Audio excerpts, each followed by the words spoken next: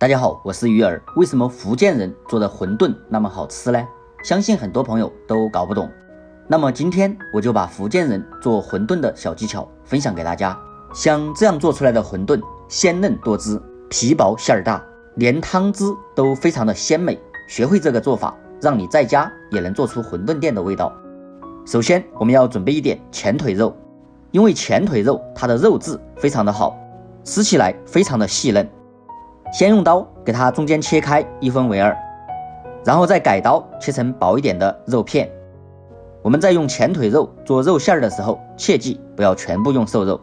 不然吃起来的口感就非常的柴。我们准备这种3分肥7分瘦，用这样的肉搭配在一起，吃起来非常的鲜嫩。然后再全部切成细一点的肉丁，全部切好之后再放进绞肉机里面。不赶时间的朋友也可以用手工剁，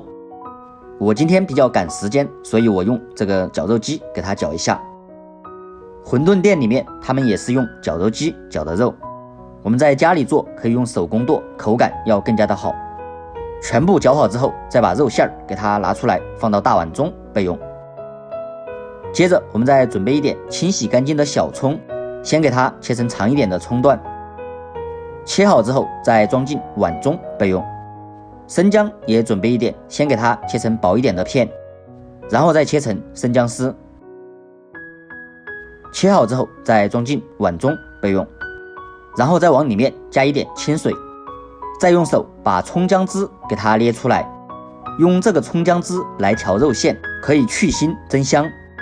我们给它抓成像这样，然后放一边备用。接着我们重新再多切一点葱花，尽量给它切得稍微细一点。全部切好之后再装进盘中备用。然后在肉馅里面放入一点食用盐，黄颜色的鸡精也撒上一点。接着再往里面加一点蚝油，胡椒粉也可以撒一点增香。然后把刚刚调好的葱姜水倒一点进来，我们可以少量多次的往里面加葱姜水，然后再下手把所有调料和葱姜水给它抓拌均匀。抓拌均匀之后，接着在第2次往里面加入葱姜水，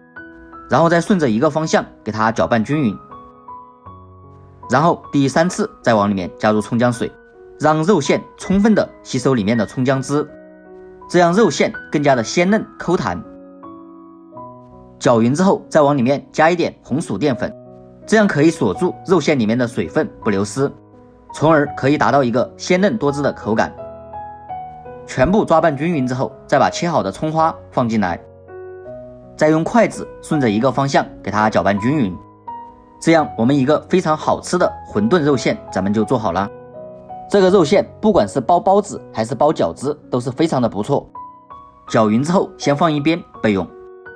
接着我们再准备一点刚从菜市场买回来的馄饨皮，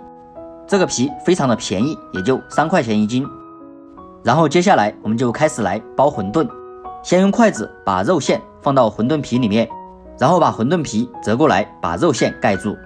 这样给它折2下，然后再把2头给它捏得紧一点，然后再用手指把馄饨皮2头给它涂上一点清水，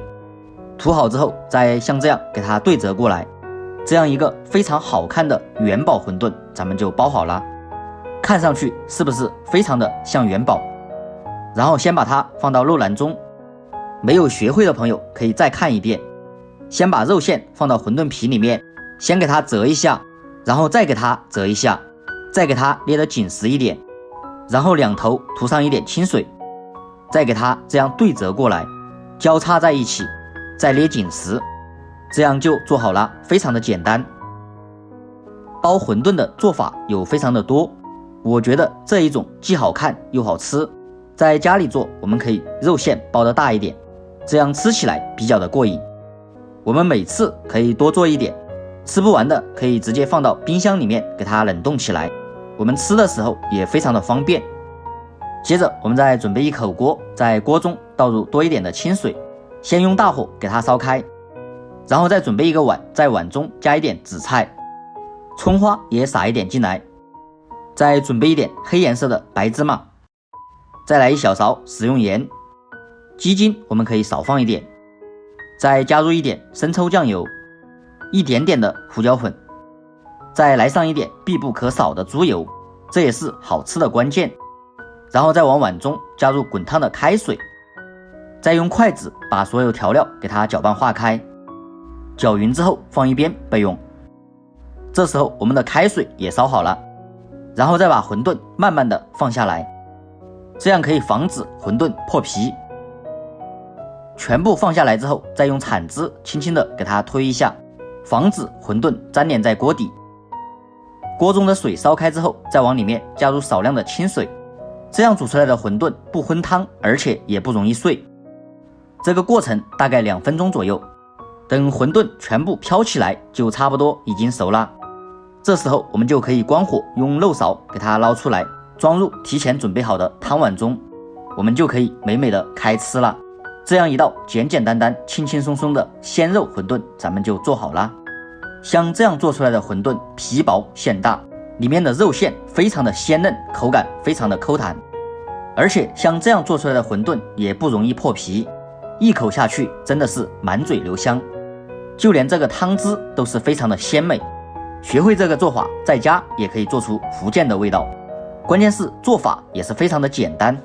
好了，喜欢的朋友就收藏起来试一试。今天的视频就分享到这里，咱们下期视频再见。